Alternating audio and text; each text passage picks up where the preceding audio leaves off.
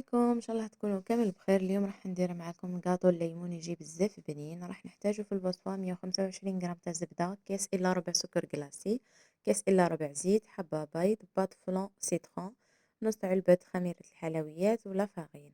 هنا نحطو 125 غرام تاع زبده، نزيدو عليها كيس صغير ربع تاع السكر، ونزيدو الزيت، الباطا تاع الفلان، ونحطو معاها العظمه ونخلطوهم مليح مليح بالباتور حتى يتخلطوا. الزبدة تاعنا لازم تكون طرية شوية. من بعد كي يتخلطوا هنايا مليح راح نولي نخدم بيدي. راح نزيد هذيك نص علبة تاع خميرة الحلويات، يعني نص علبة كافية، ونولي نغربل هذيك الفارينة. نحط بشوي هنا الفارينة، مستعملتش القيس، حطوا بشوي هكا غربلو ومن بعد خلطوا.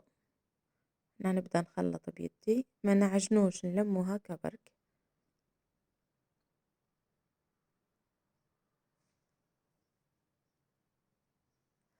هكا ونزيد الفارينة حتى يولي الخليط تاعي هكا. شوف، ما هو طري ما هو يابس. انا ندير بابي كويسون ولا ديري ساشيه ولا اي حاجه، وحده من الفوق وحده من التحت باش تساعدك في الخدمه. انا ديما ندير الطريقه دي،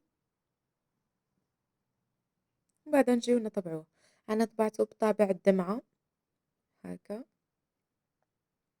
حطيته هنا في البلاط وحطيته يطيب. بعد ما طاب شوفوا الشكل تاعو ما يتغيرش، يقعد هو. هنا بعد ما طاب جبت هنا يا كونفيتور تاع المشماش، ولا عندكم كونفيتور تاع السيترون كيما تحبوا. انا هنا كونفيتور تاع المشماش درت له الكو تاع السيترون هكا باش يجيني الذوق تاع الحموضيه هذاك.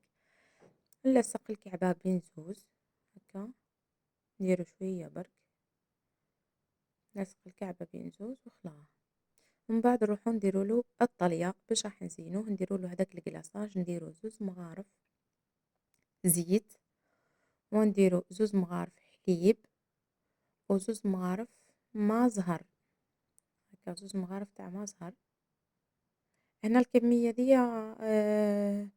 يعني راح تكفيك ال25 حبة. ونزيدو لها القو تاع السيترون هكا باش تجينا حامضة، ونديرو لها ملون أصفر، نخلطوها مليح، ونبداو نزيدو في السكر كلاصي. هنايا ما على باليش قد هدات معايا، يعني قاعدة نصب هكاكا ونخلط. وتشوفي القوام تاعها لازم تكون هكا ثقيلة شوية، ما هي خفيفة ما هي ثقيلة بزاف، تكون متوسطة برك باش الكلاصاج هذاكا ما يجيكش ثقيل يابس، وما يجيكش مايه هكا تبان الحبة تاع الكاطو. هكا رايحة يكون مليح. شوفوا، ديروا واضربوا مليح بالمغرف كيما راني ندير. هذه الطريقة. ها، هذا هو القوام اللي نحوس عليه. نحط الكعبة تاع الكاطو ونبدا نقلاصي فيها هكا، ونحطوها تستقطر على جنب.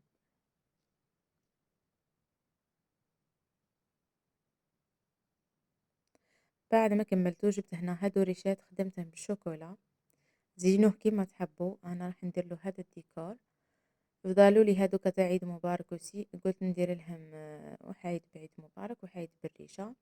زدت لهم هذا الورد الغذائي هكا، تزيين بسيط وخلاص. كل واحد كيما يحب يديكوري ديكوري. مهم، هذا هو الشكل النهائي تاع الجاتو تاعي تاع نهار اليوم. رايحه نقسم لكم حبه وتشوفوا القوام تاعها كيفاش جا من داخل. شوفوا جات طريه تذوب في الفم، وهذاك الكلاصاج تاعها يهبل. شوف طري اون ديغي مدايره، ماهوش كلاصاج، يعني طري بزاف. ان شاء الله الوصفه تاع اليوم تنال اعجابكم وتجربوها. ما تنساوش تخليوا لي جيم وكومنتير. نتلاقاو في فيديو اخر ان شاء الله، والسلام عليكم. حين التقيتك عاد قلبي نابضا، وجرى هواك بداية